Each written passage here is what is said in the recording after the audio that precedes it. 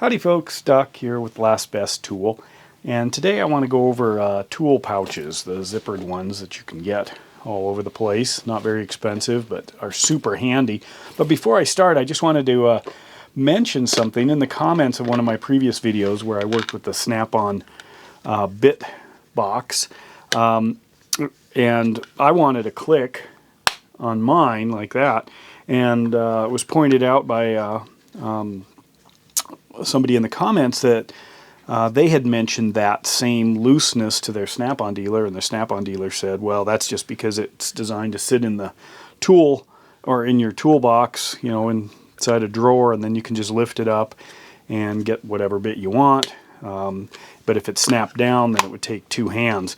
Well, I don't know how you can even get into this thing with one hand. This hinge is so stiff that it would easily lift up the weight of it full of bits. And in a tool box or tool cabinet, you'd already have this covered, so it's not exactly providing protection because it's inside a drawer. And then this is how big 8 bits are right here. This is the same as what this holds. So if you think about it, the quantity of space you'd be allocating essentially for those 8 bits is phenomenal. So I guess I have a little trouble believing that that's really the reason, according to the commenter's Snap-on dealer. Just because it's not easy to get into, even if it is, even if there's no click. It's already contained inside a tool case, so it's protected. It only holds 8 bits, and it's going to require 2 hands, so you're going to have to take it out. And it's this size. You know, I guess you can throw your extension in there too if you had one, but then that's going to, of course, take 2 hands to get out because it snaps in tight. So it just seemed like a strange explanation, given the size of the bits compared to the overall real estate of the box.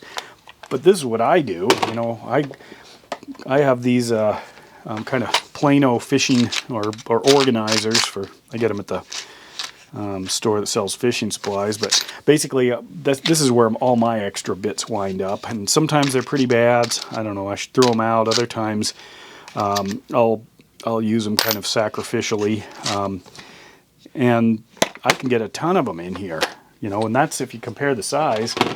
You know, what is that, 1/3 maybe of this, and this has probably got 100 bits in it, and this holds 8. Anyway, enough of that. Let's move on to the topic at hand. And so the concept behind tool bags, these zippered tool bags, are cloth bags that help organize, store, transport tools. I have all kinds of different bags. I really have always enjoyed putting together kits, which I've mentioned before. So I have lots of different types of bags. These are just some small ones here.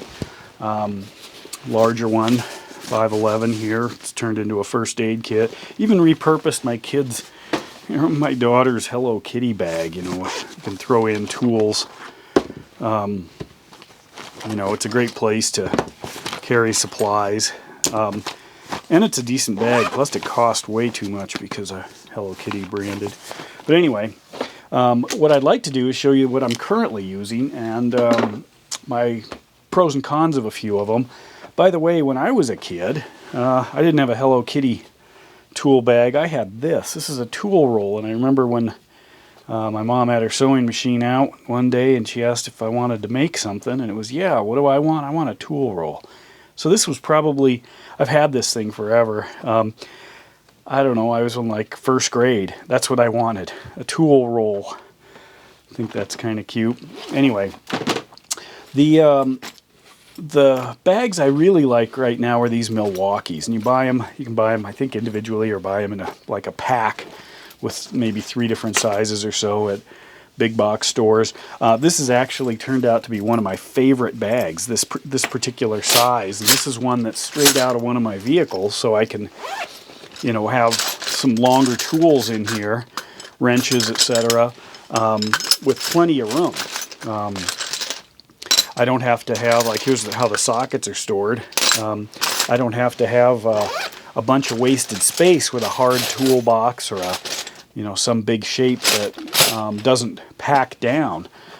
This is a probably my next favorite size here. And this one actually I use for other stuff, like it's full of cables, computer connectors, things like that. I mean, I just separate them out, store them. This is for larger computer connectors and cables and remote presenters, some tools, HDMI stuff. So when you have a tool bag, basically you can compress it down to the size of the contents. Whereas if you have something larger or solid, a toolbox, tool container, whatever, it retains that volume regardless of what's in there. So one of the things that I think you gain is you can actually use multiple bags to sort out your tools and then keep those like under seats, you know, behind seats like in my truck, things like that. And I get the right size bag for what it is that I want, or I spread it out. So I, like in this case, this has got basically the sockets and the wrenches in it. And then I've got another one that has screwdrivers, pliers, things like that. So I can sort those out. Now, Klein also makes bags. Here's a Klein orange one. I do like that Klein provides different color options because Milwaukee, it's hard to tell them apart. I mean, they do have color coding on the on this stripe up here, but you got to get several of them in order to get, you know, plenty of stripes. And you notice here the gray, it's more they're separating them by size, not necessarily by color, but not usually a big deal. Klein, on the other hand, does this with different colors. But the problem with Klein is they're using this old school, metal zipper. And these things are just really hard to zip back and forth. You're lucky if it's smooth. And I've tried them, and this is just a pain. It just should not be this difficult to run a good zipper on something in the 21st century here. This one's full of some tools, a bunch of different Klein tools, so it holds them well, especially if you stack them up, and it's easy to just grab then a toolbox or a tool bag with what you need. I wish Klein had a heavy-duty zipper. These Milwaukees so far seem to last. You know, if you dropped it or something, might bend it, but then these metal zippers didn't last forever either. You could just force them. I've had a few others where the zippers just really didn't work very well. The zipper poles weren't lining up right, you know, so you have to fiddle with them. But anyway, I just wanted to bring those to your attention. That's what I use. That's what I really like, is to be able to store things into different pouches. And they're pretty cheap. I think it was like a Milwaukee was something like $10 or something, $12 maybe for a set of 3. And to me, they're really worth their weight in gold, just in sorting things out, making it obvious. They do get wet. They aren't waterproof or anything like that. And there are options if you really want to push the limits on some of the different kinds of bags.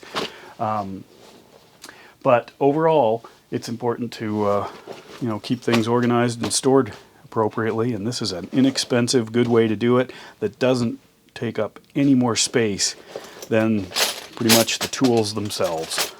With that, Doc out.